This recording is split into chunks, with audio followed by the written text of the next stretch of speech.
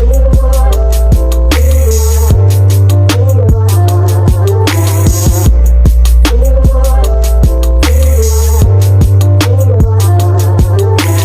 world.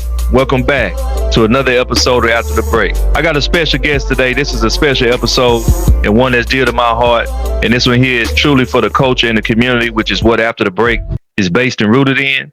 And I have today with me one of the men in my family that's an elder to me, but one has also been a male figure of manhood, of fatherhood, of leadership, a man of God, integrity, and character.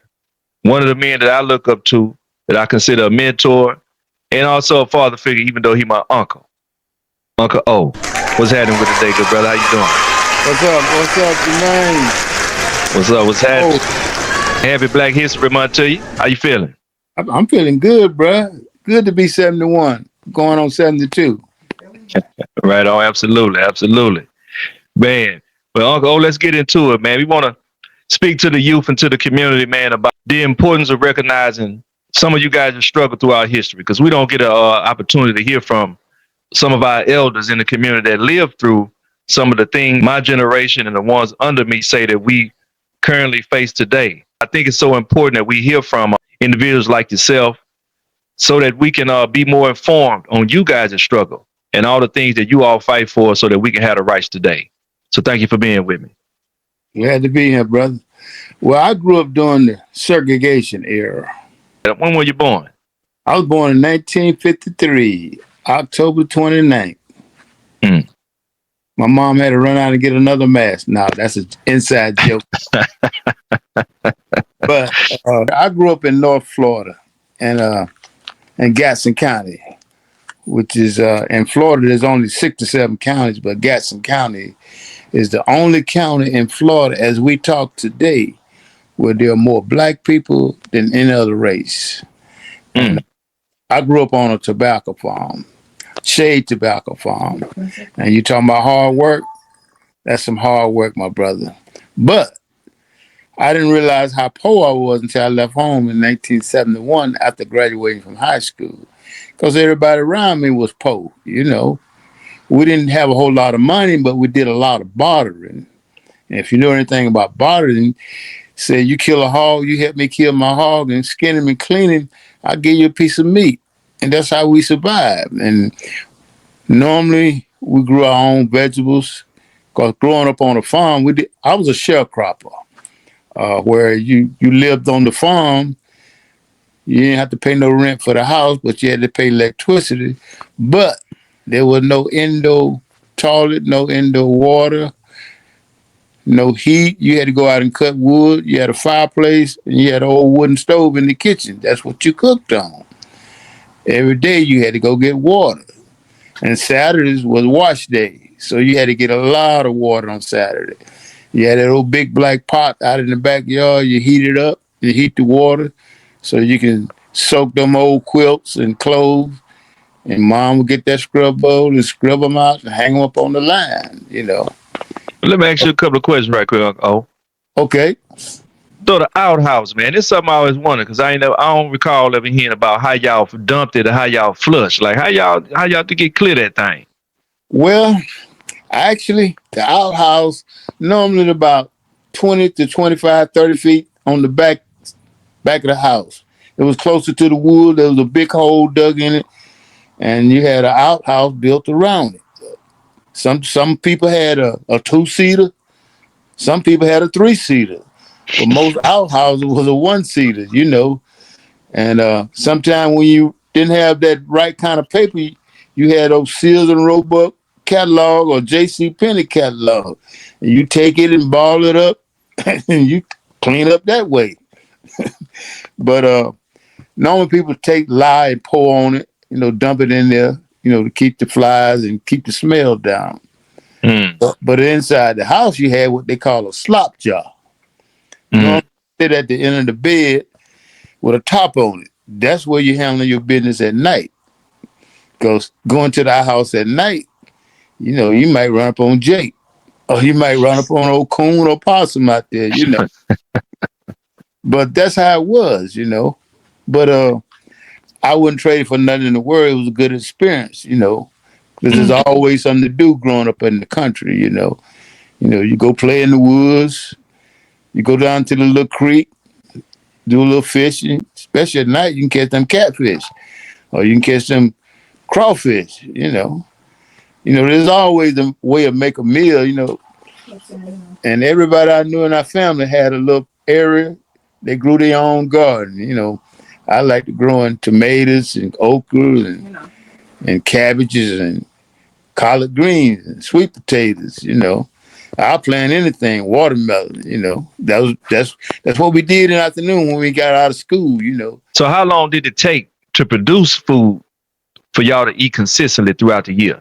Well, you plant during the planting season.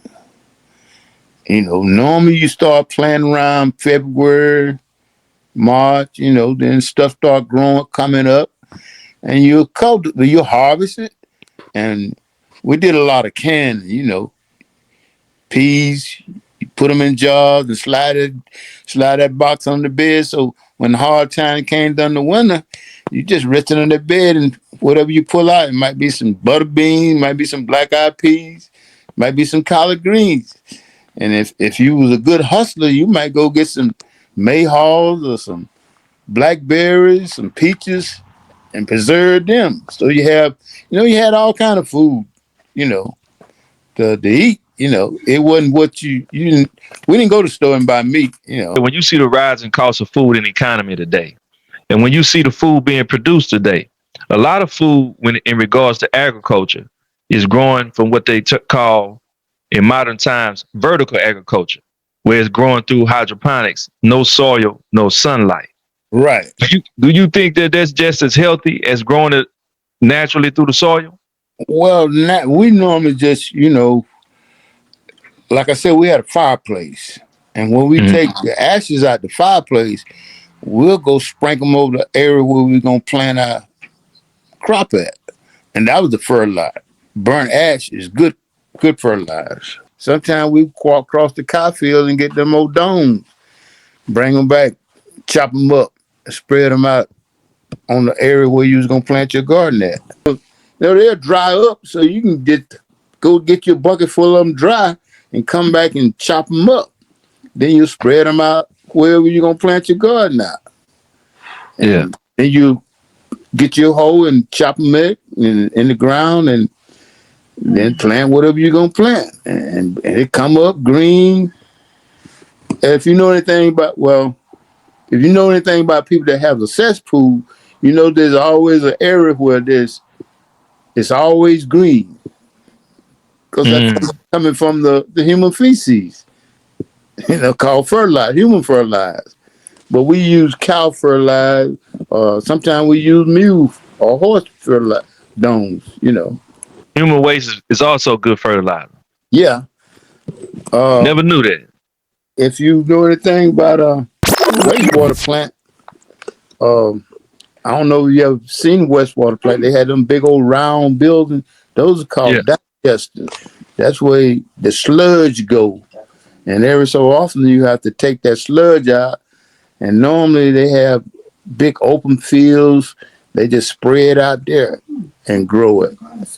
My MOS in the Army was a water treatment specialist. So I had the opportunity to work at the wastewater plant and the water treatment plant. But I prefer working at the water plant because I don't like handling water after us humans get through using it. It's not a pretty sight.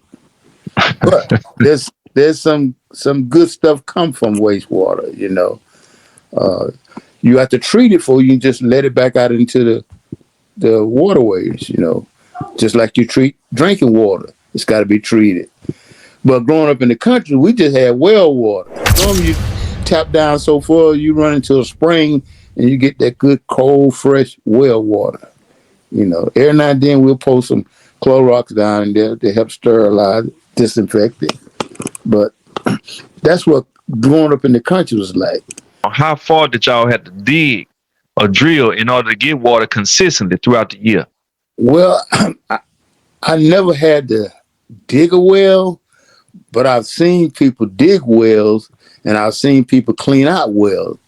because I never get this old man.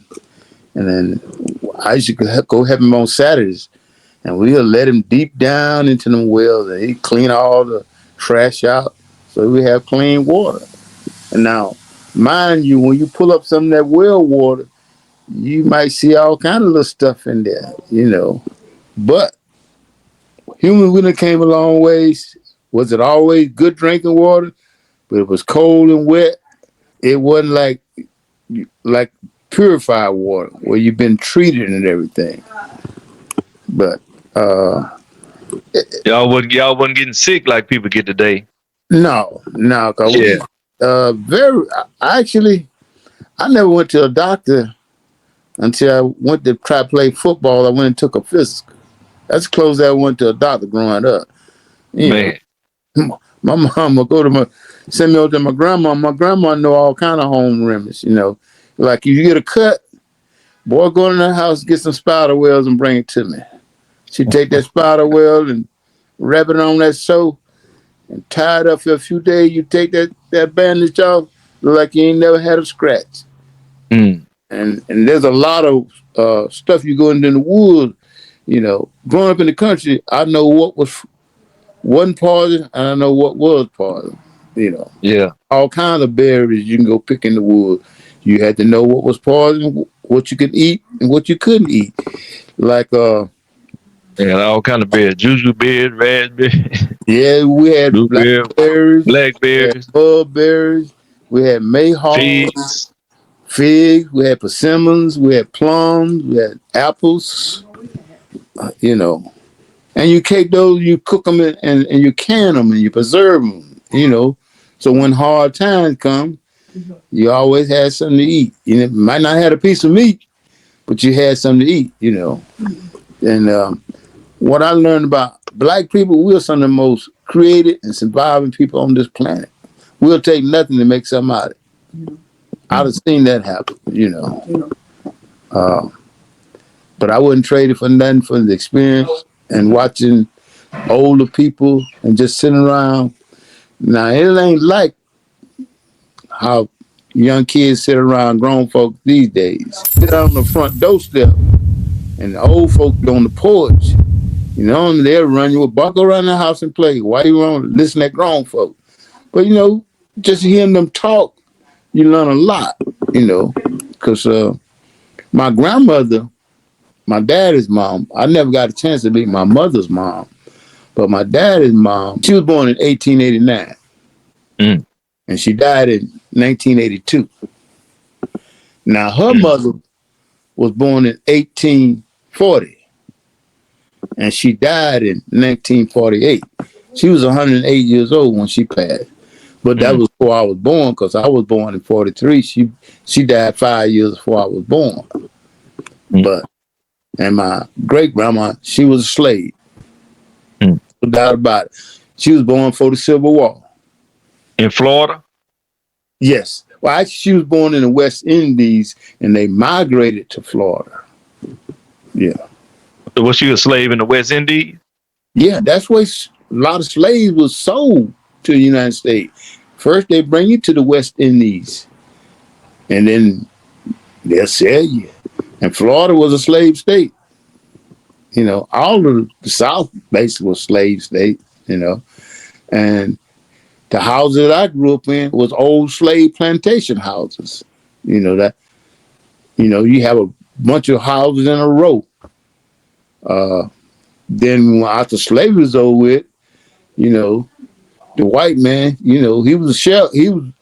Had the land, had the crop, but like I say, you lived in the house free, but you worked on his farm, And back then, some of those owners, they wouldn't let you move. If you moved, you had to move at night. They still treated you like slaves, What you mean if you move, you had to move at night? Because you just couldn't up and leave. They weren't gonna allow you to leave. So you basically had to run away like a Harriet Tubman type thing. Yeah, I know. I've heard about this old man Thomas Smith. He had a farm down in, I guess, southwest Gaston County, And he wouldn't let no black people move off his farm. I heard he was a mean man. So I heard he even used a bullwhip on him. And this was in the 60s. So you know what I'm saying? So I seen a lot. And I remember when gas was 19 cents a gallon. And I remember when you can get a Coca-Cola for 6 cents. And a 5-pound bag of meal was only 89 cents. So at what age were you able to start earning your own money? Believe it or not, Jermaine, I got fired from my first job at 4 years old. 4 years old? Yeah. I wasn't old enough to go to school, so my mom would take me to work. Like I told you, we lived on the tobacco farm. And normally they start planting seed beds for tobacco in late January, early February. And when the seeds come up with the little plants, then you go out there and pick the plants and you put them in baskets. Whilst the women pulling the plants, the men would take the mules and plows and till the crop, whatever field they was going to plant the tobacco in that year. Then they put holes in it. You go down and put a plant in that hole and cover it up. Somebody come in and put a little water on it. And as that plant grow, now I'm talking about shade tobacco. There's two types of tobacco now. You had shade tobacco and you had sun tobacco. Shade tobacco get real tall. But sun tobacco, it might get about 6 feet. That's about tall as sun tobacco gonna get. Now, sun tobacco is what they made cigarettes out of. Normally you found that up in North Carolina area, Virginia. But in North Florida, they had shade tobacco. That's what they made cigars out of. And those stalks get real tall. And you have to wrap them. Sun tobacco, you don't wrap it. But shade tobacco, you put a string around it, and as the crop grows, you'll come back and loop it so that stalk can go straight up. Then you tie it up to a piece of guy wire where the cheesecloth is. And then once you get through wrapping and everything, now it's time to start priming it. What they call sand leaves at the very bottom. And that's back-breaking work. Yeah. You had a primer and you had a total. The total was the young kids with a little piece of board. He'll walk behind the primer and he'll give him a load of tobacco. You take it out to the end of the row. And you had what they call a packer. They was packing on the barges. Then the barge, they'll load the barge and take them to the barn and unload them. And that's when they take the back off the barges and put it on the tables where they were sewing it. 52 leaves to a stick. And the sticks come in 50 sticks to a bundle. And the sewer was only getting 25 cents a bundle. So you had to do some sewing to make some money. And sometimes my mom, she might make $20 a week. But $20 a week was a lot of money back then. Yeah. But so she would take me to work with her. I'd stay behind the table. Then I just start catching the leaves that fall out the barn, and I'd take them and put them on her table. And I never get the old man Sidney Johnson tell me, boy, you want a job? So I give you $1 a day. I'm about $1 a week just to pick up the leaves and put them on their barn. Then I had to put them on everybody's table. But like I say, when they start planting and plying the field, they use mules. I think they had a couple tractors, but that tractor got me fired. Because I'm used to seeing this mule pulling this wagon, but when I seen this big old piece of equipment moving on its own, and it just amazed me. And I was standing there and watch that tractor until it leaves. And old man Johnson told me, I don't know what it is about you and that tractor, but every time it come in, you just stop working. So he fired me. He said, you going back around that table where your mom is. So I just started picking up leaves and putting it on her table. Because if you run out of tobacco, you ain't making no money. See, this is what they call piecework. You know, it wasn't no hourly salary job. You know, depends on how much money you're gonna make, depending on how many bones of stick you sold that week.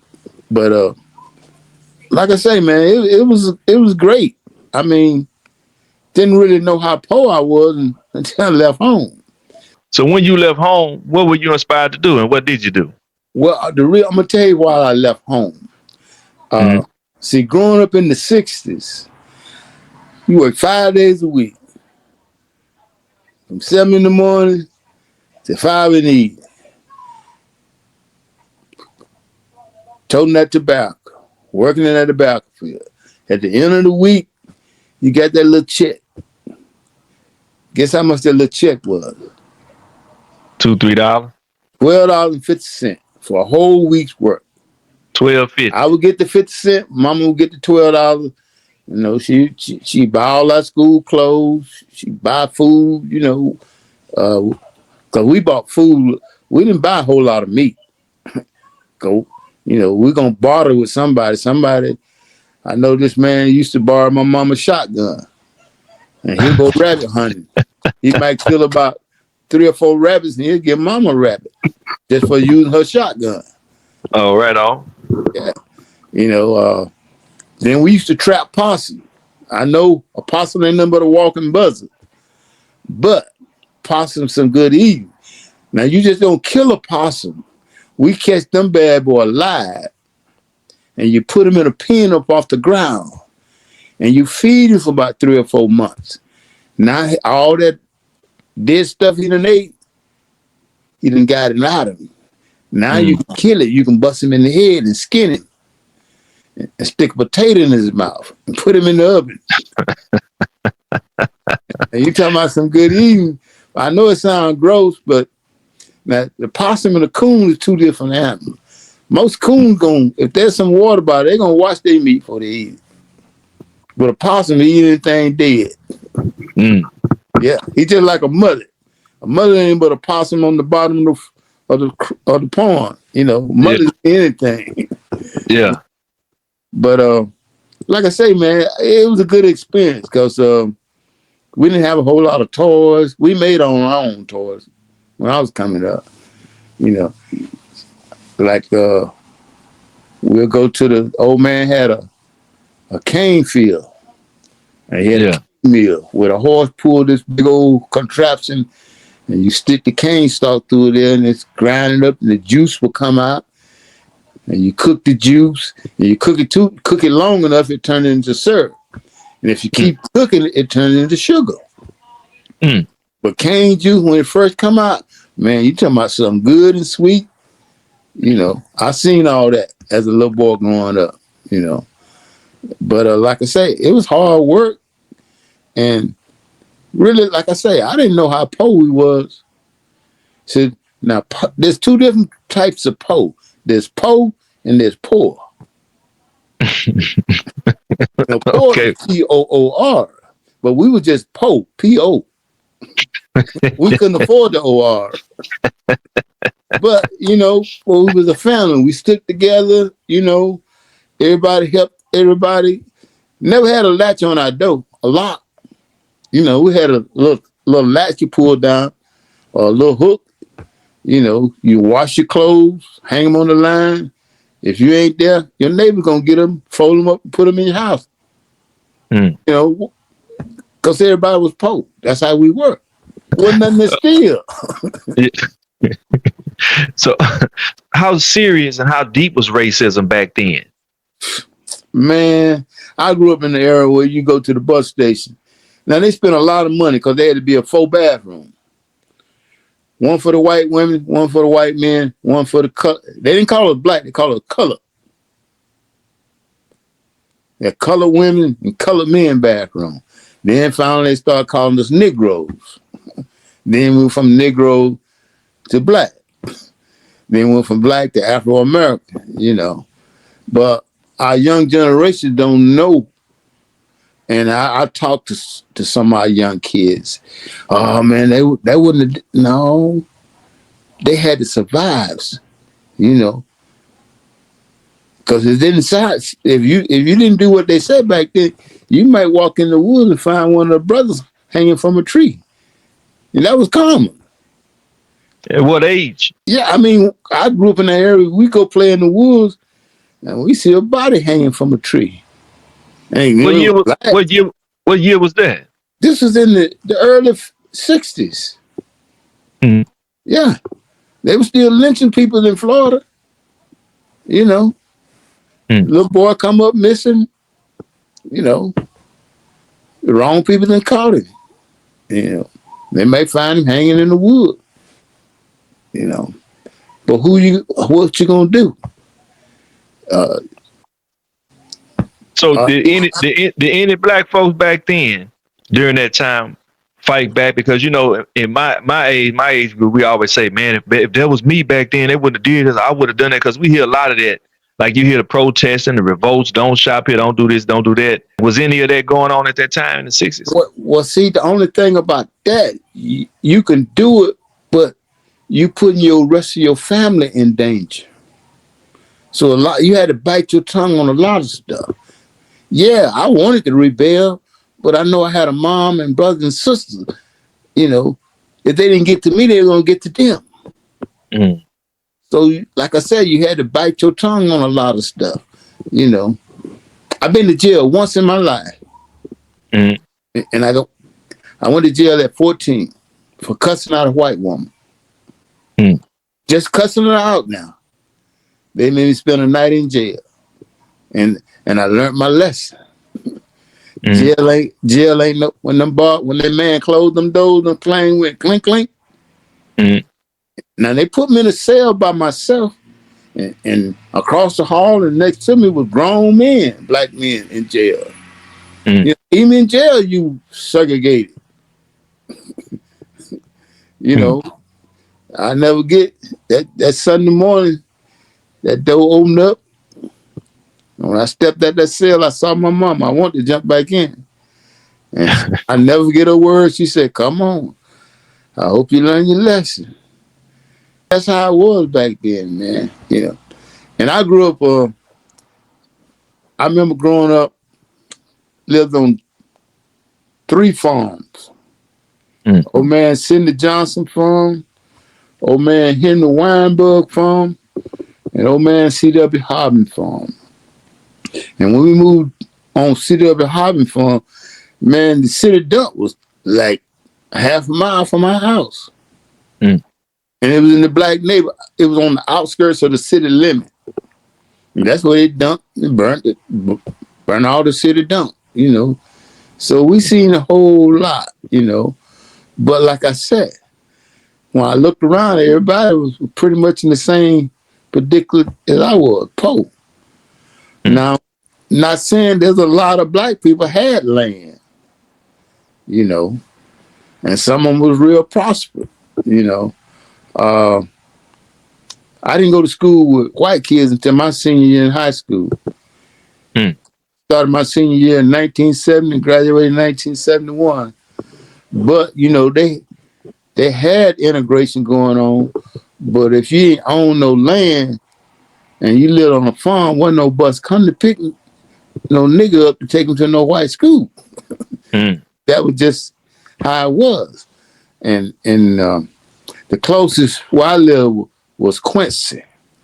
In Gaston County, we had 4 towns. Quincy, that's where the courthouse was. We had Havana, we had Chattahoochee, and we had Greensboro. All them black kids from them towns had to be bused over to Quincy to the only black high school in the county, Carter Paramore High. Now, all the other towns, like in Chattahoochee, they had Chattahoochee High, which is a white school. They had Greenboro High, which was a white school.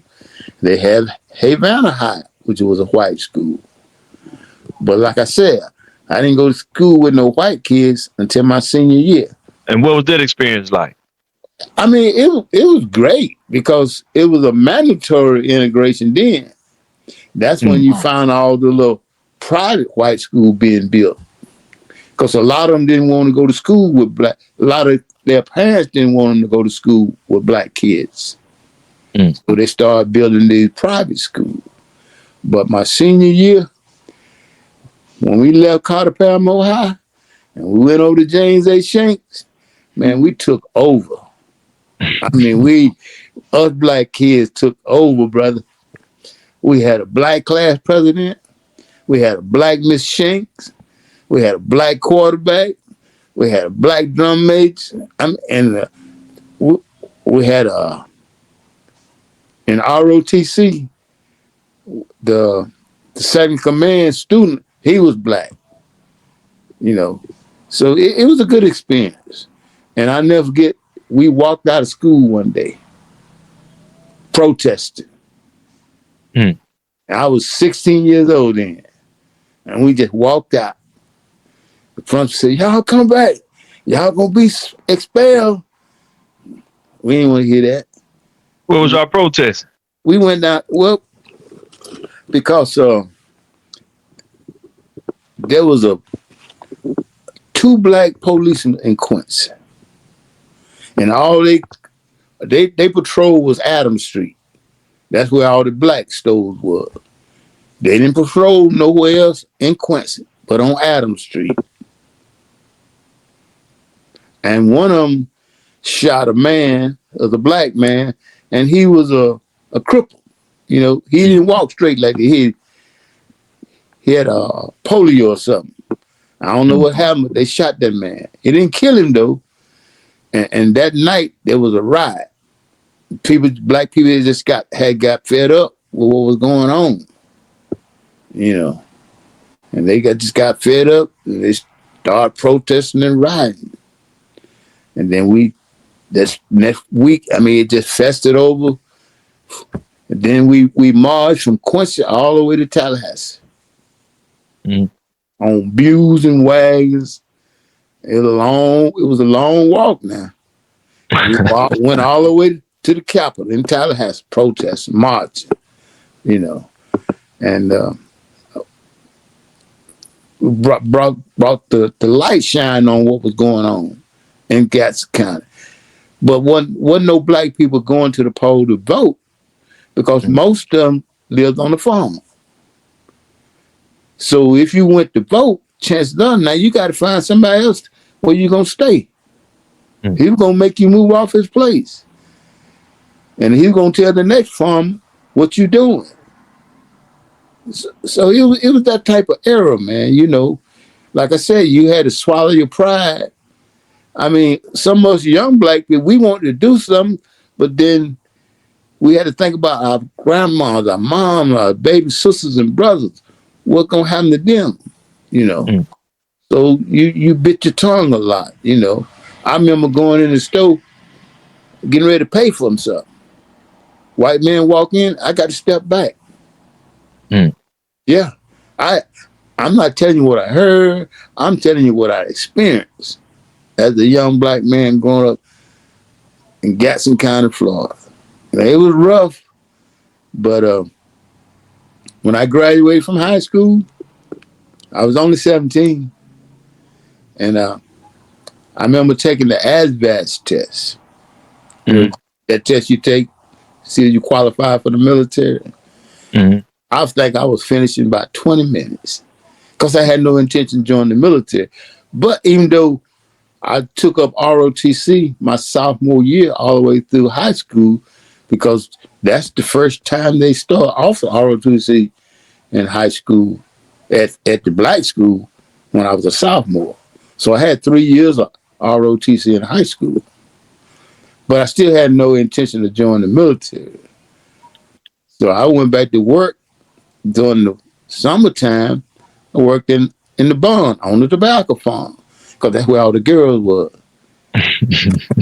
Until that old man Johnson told me, he said, Oscar, I need you to go over to the field, back to the field. And he said, they're working in the number 5 field over there. Then I started walking toward. He said, Oscar, the field over there. I said, yeah, but the house is that way. And we had a party line now. And if you know anything about a party line, you might share with 2 or 3 houses. You pick up the phone, somebody on the line, you can't use the phone until they get off the phone. it was some old white people. They ain't stay on the phone that long. But most of the time they on the phone during the day. But late in the evening at night, I would get on the phone. Sometimes I fall asleep on the phone talking to this old girl. But So, anyway, I so went back to the house and I got the phone book and I looked in it and I saw this company, B&H Construction Company. And I called him up. The man said, "Yeah, you want a job?" So I need somebody to haul mortar and tote bricks. I said, "Okay, that's better than working on that farm." And he told me, "I'll pay you $4 a day." Oh man, that's a lot of money. $4 a day. So, but that was hard work too, bro. And I got tired of that. Looking at my hands at the end of the day, carrying them bricks and pushing that one wheelbarrow full of mortar. Shoot. I went and talked to the Air Force recruiter. And he looked at my score. And he said, "There's three things I can do for you." He said, I can send you next door to the Army, or I can send you 2 doors down to the Marines, or I can reschedule to take the test. I said, reschedule me to take the test, because I ain't want to go in the Army, and sure didn't want to go to the Marines. So I left on August the 4th of 1971. They put me on a bus, sent me down to Jacksonville, Florida. And the first time I got on a plane, I left Jacksonville, headed to San Antonio, Texas, to Lackland Air Force Base. But so what was life like in the military? well, actually, when I joined the Air Force, even once I finished basic training, I still wasn't 18. I didn't turn 18 until I was in tech school up at Fort Lee, Virginia. But I went in the Air Force. They ask you what you want to do. But growing up, let me rewind back to my growing up before I graduated from high school. I was a dishwasher at this little motor coat. It was a black cook back then. Sometimes he showed me how to cook a little bit of this and a little bit of that. And he liked to smoke cigarettes. So he'd go out back sleeping and he'd tell me to wash the grill. So the old man, white man, came back. He saw me back there. He said, "Oh, you want to cook?" He said, "You find me another dishwasher, I'll let you help Oliver cook." Yeah. I found one of my partners. He came to dishwashing, and I was always fascinated with cooking, man. I love to cook. I used to watch my mom cook a lot. So that's what I volunteered to be when I went in the Air Force. I said, "Well, I want to be a cook." Yeah. It's in school to be a cook. And they teach you every phase of cooking you want. They learn you how to prep, bone, bake, cook.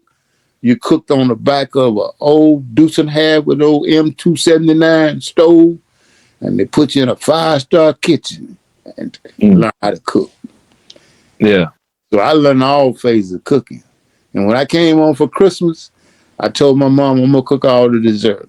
I cooked the chocolate cake, coconut cake, and I baked a peach pie, and I made a jelly roll, all on a wooden stove.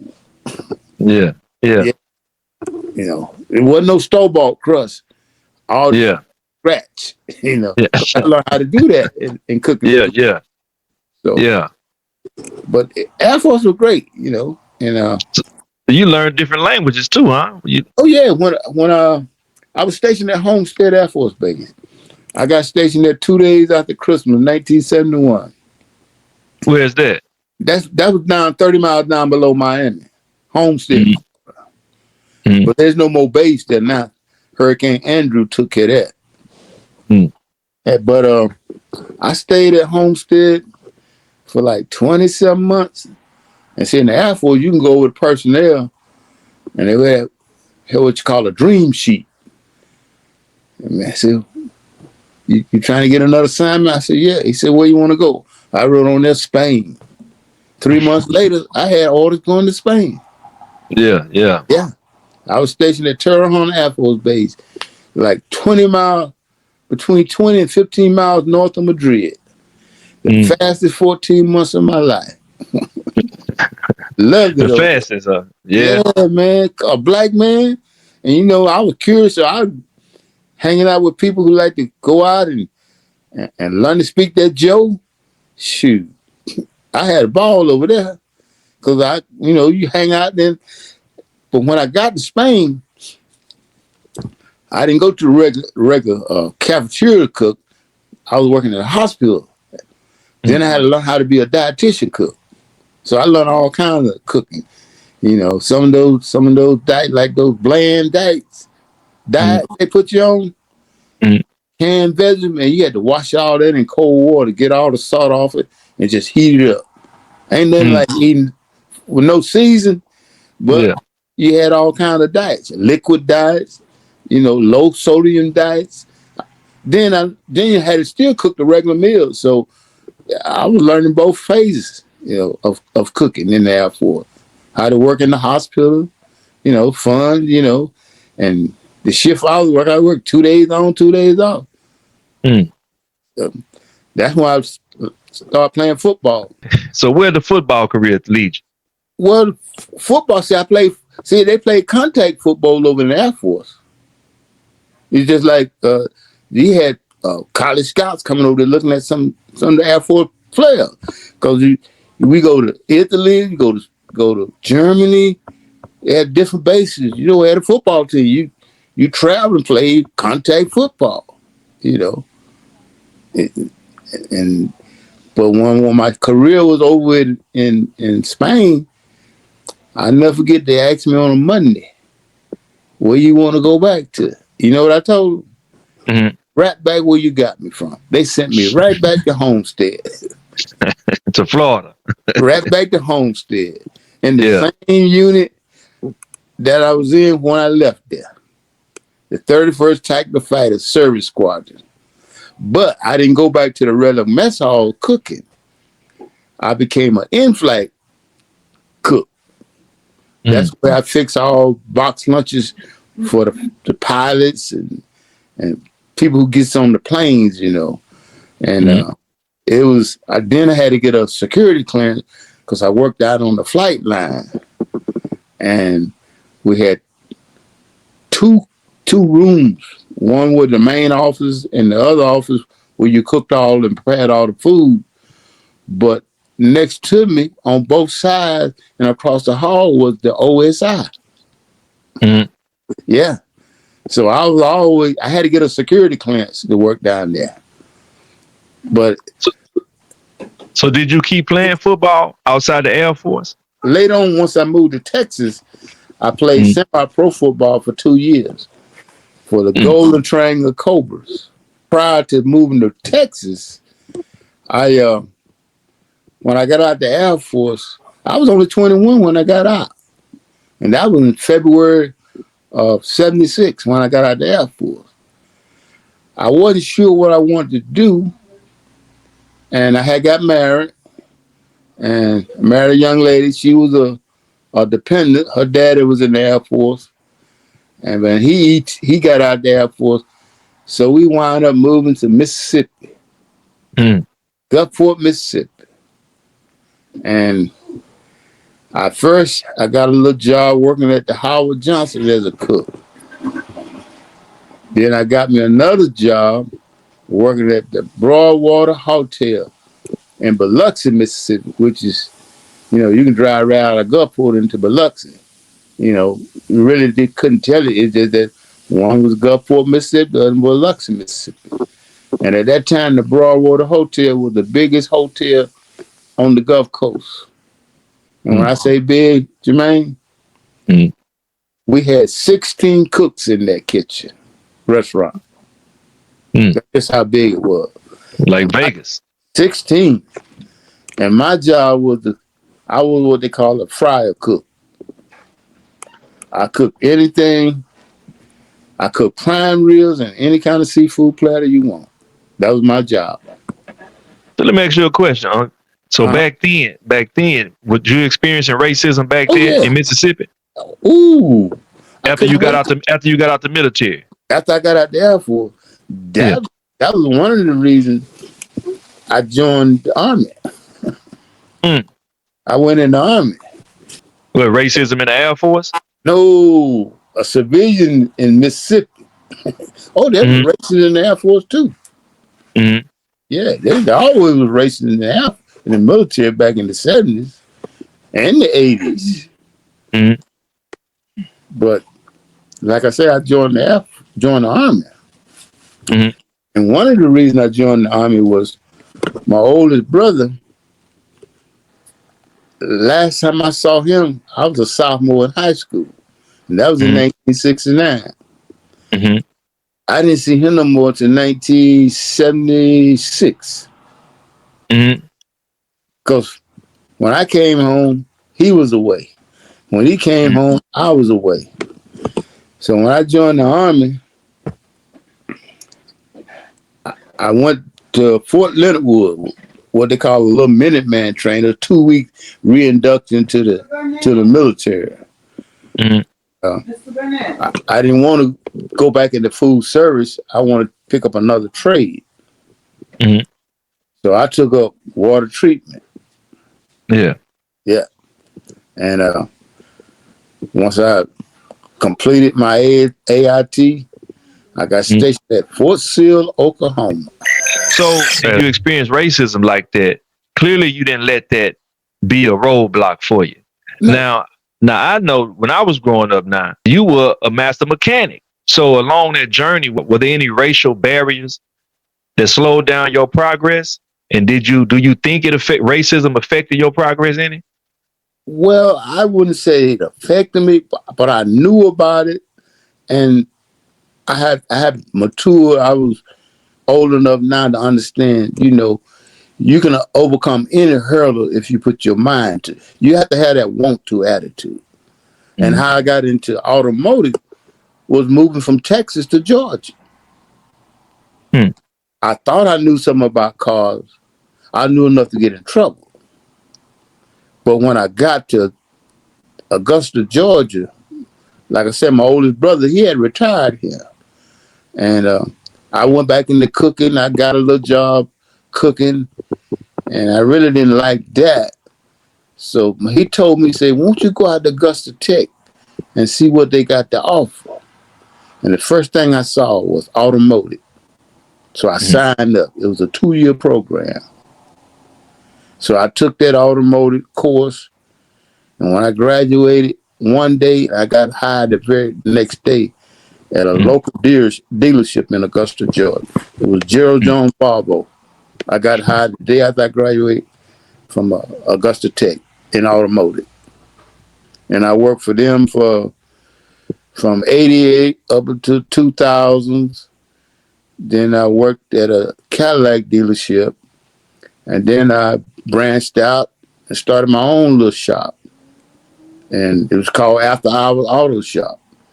And the reason I named it After Hours, because at the time I started, I was still working at Johnson Cadillac, but I got me a little shop. I set my work up by appointments. Mm-hmm. And then I was getting more work after hours than I was at the dealership, because most technicians work on commission. And if you know how commission work, it ain't like an hourly salary job. They pay you so much hour. A brake job might pay 4 hours to do. But if you can knock it out in 2 hours, you still gonna get paid 4 hours labor. So now you got 2 hours to go work, do something else. I had turned many days where I turned over 20 hours of labor in an 8-hour period. Because my motto was, I'm gonna work. If you want to talk to me, we can talk after 5:30, because that's when we get off. But in the meantime, I'm going to make that money. Right. That was my goal. The more hours I turned, the more money I made, because I always was been a go-getter. Now let me ask you this, Uncle O. Yeah, okay. In modern times, we see a lot of people in the culture pushing towards entrepreneurship, and they starting to rag on people that work a consistent job for an employer for X amount of years until retirement. What do you think about that? Do you think that independency, working for yourself, is better than working for somebody? Or do just equally as well doing either or? Well, I'm going to tell you my experience. I had my own business. I could set my own hours, and I mostly did all my work by appointments. Every now and then, I might take a walk in, because my goal was to get the car in and get it back to the customer. When you get it back to the customer, you can get paid. You see what I'm saying? I didn't want to have a whole lot of cars hanging around my shop just sitting there. That just taking up space, and well, I can use that space for something else. But to make a long story short, a good friend of mine, he called me up one day and said, "This lady wants your number. Can I give it to her?" They said, "Better yeah, I'm gonna give you her number. Give her a call." So I called her up and we talked. She asked me, could I meet with her and her boss? So they were looking for an automotive teacher at Butler High School. I never get the lady's name. Miss Sophia Cole. And the principal's name was Dr. Walter Reed. So I went and met with them, and I talked with them. And I took my ASC certification. I took my automotive technology degree and all that. Showing them I'm qualified. I'm just not somebody. But I told them I ain't never taught no automotive, but I think I can teach anything. But here's the key, though. I took this little class at my church, Good Shepherd Baptist Church. My teacher's name was Beatrice Brown, and she taught this class called Creative Ways of Teaching. And what I learned in that class got me that job. Yeah. I shared with that young lady, Miss Colgan and Dr. Reed. I said, well, if you're going to teach somebody something, first of all, you got to have a plan. You got to have a lesson plan. You just can't shoot from the hip like they do in the old Western days. And I was just telling you got to have a plan. Then you got to set some goals for the students. You don't want to set them too high, but you want to set them something that they can attain gradually, little by. But first of all, you got to get a hook. You got to get their attention. Once you get a person's attention, you can teach them anything. You get a person's attention, you can teach them. But if you don't have their attention, you ain't gonna teach them nothing. You just throwing a lot of stuff out there, but you gotta find a way to get their attention and make them want to learn. And that's what I've always been good at, get them attention. I'll tell them little things. I'm gonna tell you this. I said I will pick a number and tell them. I pick a number between 1 and 20, and I said, don't tell me what the number is. And I let them pick. And I said, now multiply it by 2. Then I said, now add 10 to it. Then I tell them, divide it in half. Then I go back and tell them, now subtract the number that you picked from what you got left. And I tell them what they got left. And they want to know, how you know that? I said, well, there's a difference between listening and hearing. Because if you were listening to me, you already know how I know what your number's going to be. And now they want to learn. I said, well, let's learn this book till I tell you how I did that. Now I got their attention. They want to learn. See, that's why I always had a hook for them every day. Yeah. And I used to tell my students, I say, I put on the board, like, ability is a poor man's wealth. And they'll come and say, Mr. William, what do you mean by ability is a poor man's wealth? I said, what is ability? Some of them say, I don't know. I said, well, ability is able to do something. If you got some skills and you take those skills and you work hard at it, you can turn it into wealth. Oh, I get it. I said, yeah. I always had a little slogan. Yeah. That I'll throw out to it, So Uncle O, how important do you think it is now for us to try to teach the youth, wisdom like that, and whether it be textbook, life experience, or wisdom? Like, how important is that today? Because, man, the world is totally different now as far as the mindset of humanity. Yeah, you're right. You're definitely right about that. There's 7 words I always put on my board to get the young kids' attention. Is yes, ma'am, no, ma'am. Yes, sir, no, sir. Mr. and Mrs. Thank you, please. And I'll tell them, I bet you my life won't none of them words hurt your life, but it might open some doors for you. And it's all about respect.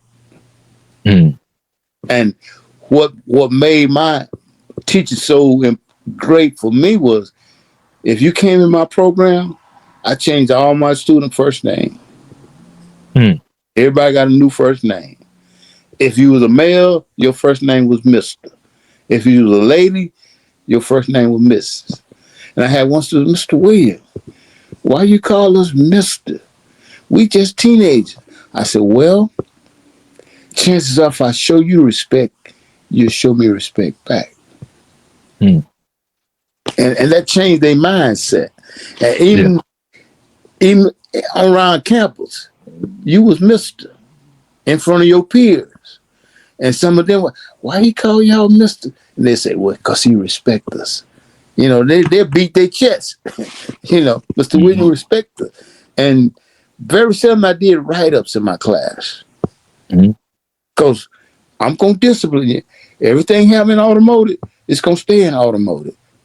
And if I see a joker acting up, and I see one of the ministers, I say, he one of mine. I take care of him. You ain't got to worry about it. And they know I would take care of them. And they'll fall in line. Right on. Because I ain't had no, you know, they understood where I was coming from, and I understood where they was coming. I said, my job is to teach you to leave here with something you can put your hands on, like automotive. And my slogan was, we learn skills that pays the bills.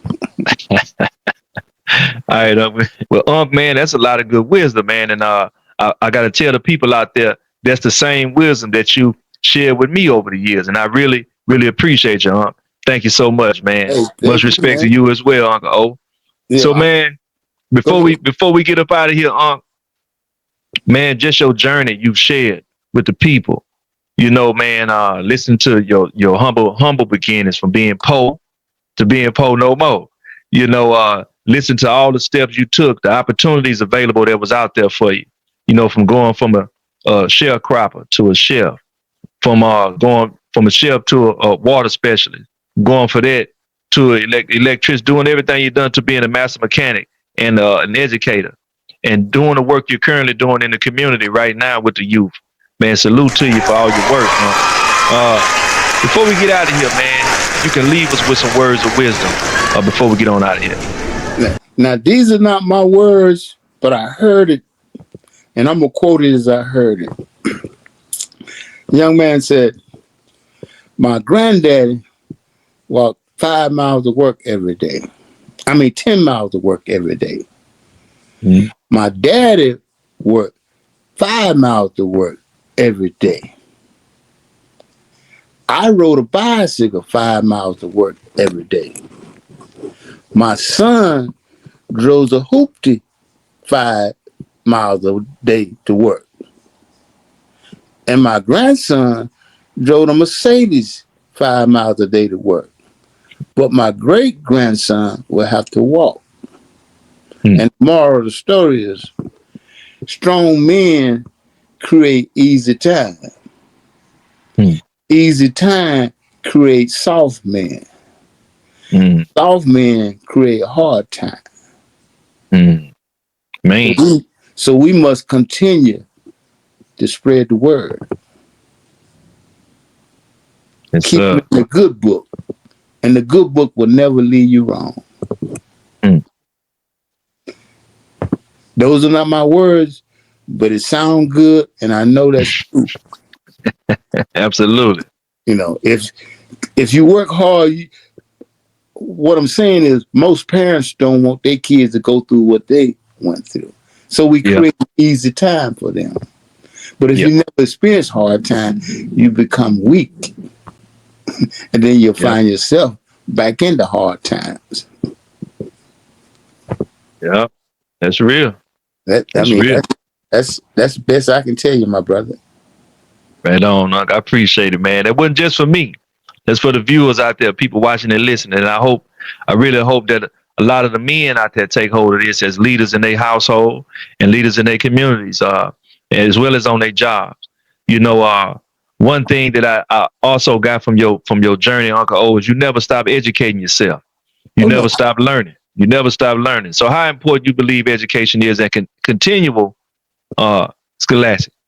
Well, I'm gonna tell you about uh, at one of my church leadership. I never get back in 2002. One of our pastors, he pastor of a church up in Thompson, Georgia, and he was the facilitator of our leadership. And he said something that sort of struck with me. He said, "Everything you learn in the street, you can't bring it into the church." Mm. Then he said, "Everything you learn in the church, you can take it out in the street and use it." And that's what I did with that $10 class called Creative Ways of Teaching. I took that class and turned it into a career change. Mm. And that's Uncle O. My students used to call me Mr. O. Mm-hmm. Yeah. But my name is Oscar Williams. But I like what the kids always call Mr. O. Yeah. Yeah. Right on. Well, Uncle O, man, I appreciate the wisdom, man. I definitely appreciate the knowledge, and I'll be sure to continue to educate myself as a man and as somebody who's aiming to be a leader within the community, man. And I hope that my voice can be projected in a way through the spirit of your wisdom, because my words come from your teaching, man. And I thank you, Uncle O, man. I appreciate you, man. God bless you. Thank you, bro. And I tell you who had a great influence on me. Mm-hmm. Your granddaddy. Yeah. Yeah. I'll never get the day we met. I met him in the hospital. And your grandma had cooked him a meal, some collard greens. Yeah. He bought it, took a bite. Then he said, "You want some?" Being a country boy I am, I said, "Yeah." Mm. So he gave me the plate and fork. And I grabbed it and you know what he said? "Give my plate back. You got a big mouth." But them greens sure was good, boy. Oh man, come on, man. Yeah. I already know, man. I miss him, boy. And that's the first time I ever met him. And we hit it off ever since. Yeah. Yep. Yeah. Good man. Good giving, brother, man, for the community. Community man right there. Community leader. Yep. Indeed, man. I appreciate you, man, being a leader in your community as well. What's the organization you working with out there in Georgia? Well, right now, I work with in my church. I work with the men ministry, where we adopt this housing project next to our church. On Mondays and Tuesdays, I go over there and help the kids over there, tutoring them get better grades in school and stuff. Right on. And I just have a way to reaching them, and they enjoy it. I had a little girl Monday night run up and say, "Oh, you my teacher," because I had another little student. And I guess I went over so well with it. She was glad to see me, and I guess she liked the conversation I would, because I tell them all the time, it's all about learning. The more you get between your ears, the better off you're gonna be in life. Mm-hmm. In other words, knowledge is powerful. Lack of knowledge will cost you in life, and that's me. You never get too old to learn. And I tell them all the time, I'm learning from you guys. So y'all know all this new high tech stuff, And I tell them all the time, I say, right now, y'all feel like Christmas is so far away. But to me, it's right around the corner. They say, "Why you say that, Mr. Williams?" I said, "Because I got more on my hard drive than you do." I said, "Keep on living. Your hard drive will fill up too." Yeah. Yeah. Right on. Well, Uncle, there it is, man. Like you say, knowledge is power. Yeah. And it can definitely elevate our lives. And like the word say, God, like the word tells us, my people perish because of lack of knowledge. Yeah. You know what I'm saying? So everybody out there, continue to educate yourself, know your history, and don't forget your roots, and continue to learn and add on to your roots as you continue to grow, man, and plant your seeds. So, Uncle, I thank you, man. God bless you in every good and godly way. I love you, man. Appreciate you. Right on, man. Say, man, till next time. Respect and salute. I We gone. appreciate it. Yes, Be sir. good now.